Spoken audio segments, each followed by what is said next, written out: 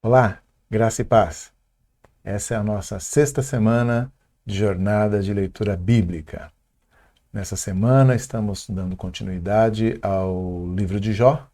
Estamos lendo aí já desde a semana passada. Aqui o cardzinho com a nossa leitura dessa semana. Nós vamos de Jó capítulo 12 até Jó capítulo 21. Nesse período, nesse trecho aí que nós vamos ler, acontecem os seguintes eventos. Né? Nós tínhamos lido um primeiro ciclo de debates, né, entre os amigos de Jó e terminamos com uma fala de Zofar, o terceiro deles. E aí agora, nessa semana, nós começamos com a resposta de Jó à, à última fala de Zofar, e depois seguimos com Jó ouvindo a crítica agora de Elifaz, no capítulo 15, né? Ou seja, a gente vai ver a resposta de Jó na segunda e na terça. E na terça, capítulo 15, é a crítica, a segunda crítica de Elifaz. A resposta de Jó nós vamos ler na quarta-feira. Aí tem a segunda crítica de Zofar, de Bildade, capítulo 18, que a gente vai ler na quinta-feira. Aí Jó responde na mesma quinta-feira a gente vê a resposta de Jó, capítulo 19. Depois a segunda crítica de Zofar, capítulo 20, com a resposta de Jó, capítulo 21. Então essa é a sequência dessa semana na nossa leitura. Bom, assim como nós vimos lá na semana passada, o livro de Jó tem aquela estrutura muito bem definida, tem um prólogo, né, mostrando os bastidores aí do que está acontecendo na vida de Jó, sem que ele e sem que nós também saibamos, né? Nós, como seres humanos, aqui não estamos vendo nada disso, somente a revelação ali do prólogo, do inicinho do livro, é que nos diz o que é que acontece nos bastidores da vida lá nos tabernáculos celestiais, né? E então o livro começa com aquele prólogo e termina também com um prólogo lá com Deus falando com Jó e tudo mais. Mas entre essas duas pontas, nós temos uma estrutura muito bem definida, com uma discussão filosófica acerca da relação entre o sofrimento humano e a justiça divina. Então Jó, ele faz Bildade e Zofar na maior parte do tempo, depois no finalzinho um quarto debatedor vai entrar, mas por enquanto, que é Eliú, né? E por fim Deus responde, mas por enquanto nós estamos vendo esse ciclo de debates principal. Então vimos já o primeiro ciclo, que vai do capítulo 3 até o 14, ele faz, Bildade e Zofar falam e ouvem as respostas de Jó. Aí agora, semana passada, nessa semana agora, nós vamos ver de novo, ele faz, Bildade e Zofar, como eu disse agora, né, com as devidas respostas de Jó. E na semana que vem veremos que apenas ele faz e Bildade falam, Zofar se omite. E nas duas últimas semanas veremos os monólogos de Jó, né? Ele faz a última palavra ali. E por fim, Eliú, e assim Deus também tem a sua, a sua conclusão, tá? Bom, hoje eu quero falar com vocês a respeito da tese, né, que ele faz, Bildade e Zofar levantam, porque eles são teólogos, né, são homens importantes, e eles então têm uma opinião a respeito do que está acontecendo com Jó. E a opinião deles é muito simples de dizer. A gente já leu na semana passada os três falando, talvez você tenha pego já a tese principal. Se você não entendeu o que é a tese principal, você pelo menos entendeu que é assim que eles pensam em alguns pontos, né? Que é muito simples. O sofrimento é uma evidência clara de pecado.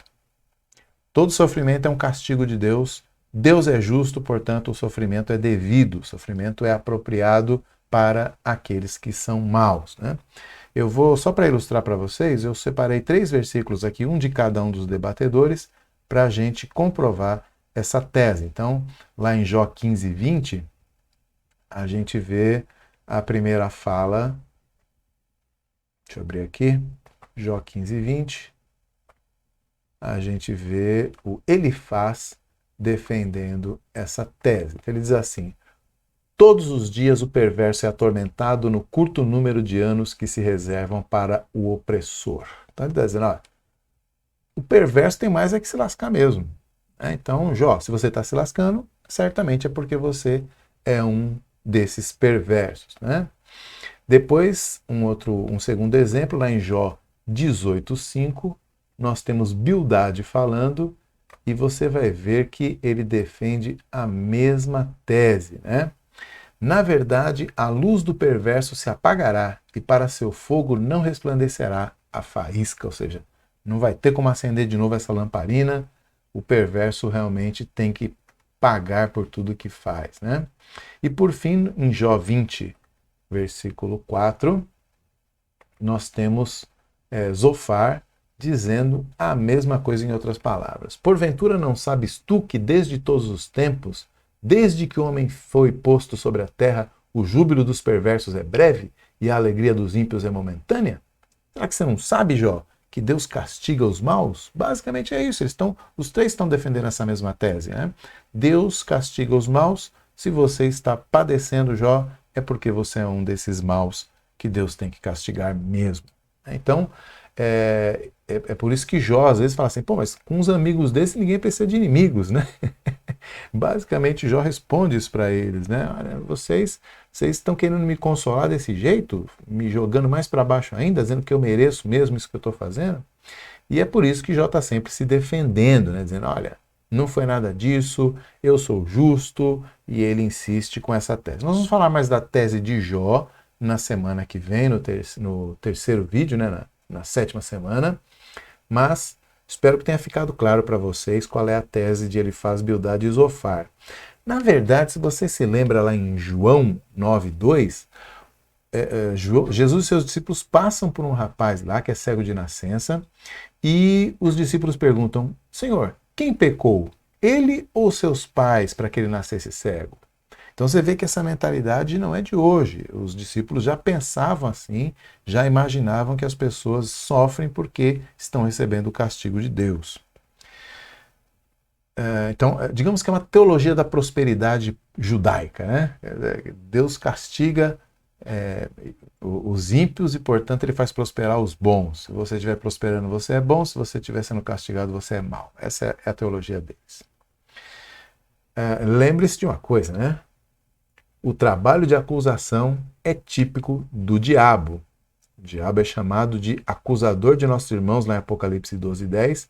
E aqui no próprio livro de Jó, no capítulo 1, versículo 9, né, ele faz esse trabalho. Né? A gente percebe claramente que ele está ali para acusar os servos de Deus diante de Deus. Né?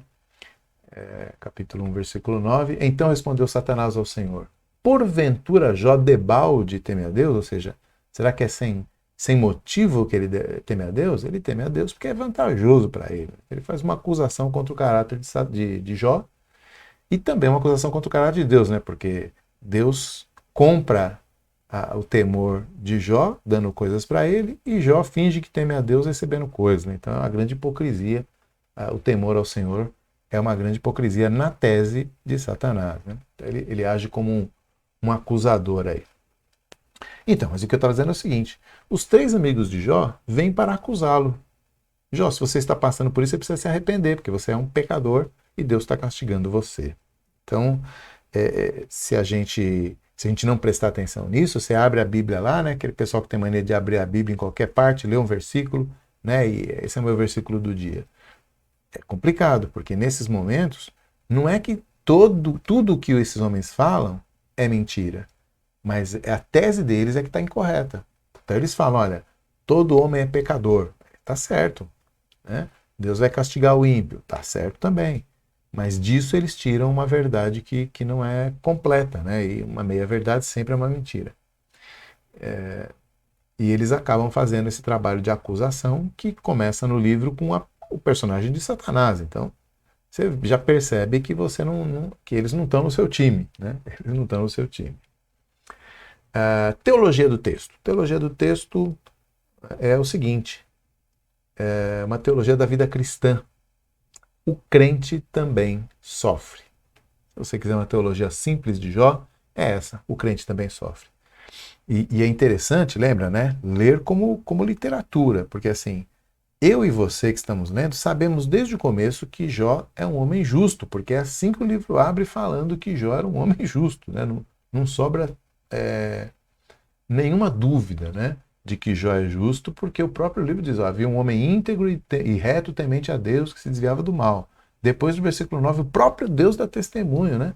Dizendo assim, olha, você viu meu servo Jó? Ele é um homem íntegro como nenhum outro. Então, nós sabemos que ele é íntegro.